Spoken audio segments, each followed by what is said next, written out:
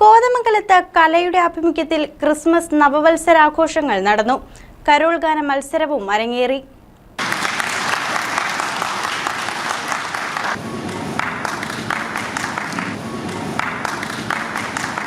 കോതമംഗലം കലയുടെ ആഭിമുഖ്യത്തിൽ ക്രിസ്മസ് നവവത്സര ആഘോഷങ്ങൾ സംഘടിപ്പിച്ചു. മാത്യു കുഴൽനാടൻ MLA ഉദ്ഘാടനം ചെയ്തു.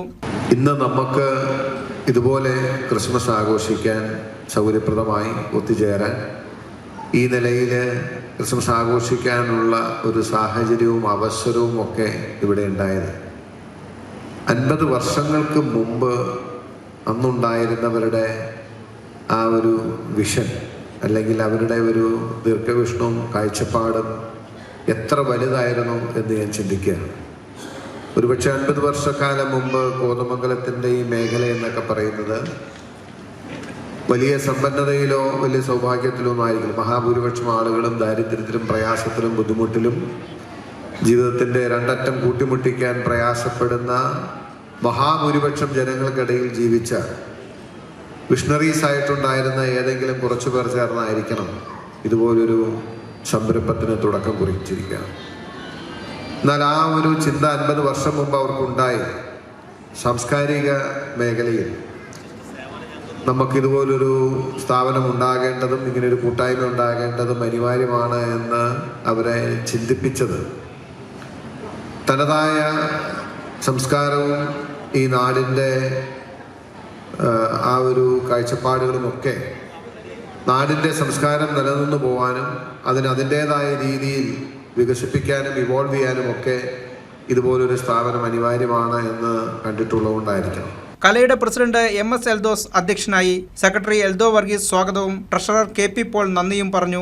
Vice president Roy Malil, joint secretary PP Mathew, professor KM Kuriakose, Raju Kakkathuruthal തുടങ്ങിയവർ ആഘോഷങ്ങളോടനുബന്ധിച്ച് നടത്തിയ കരോൾ ഗാന മത്സരത്തിന് നേതൃത്വം നൽകി. കരോൾ ഗാന മത്സര വിജയികൾക്ക് ക്യാഷ് അവാർഡും ട്രോഫിയും സമ്മാനിച്ചു.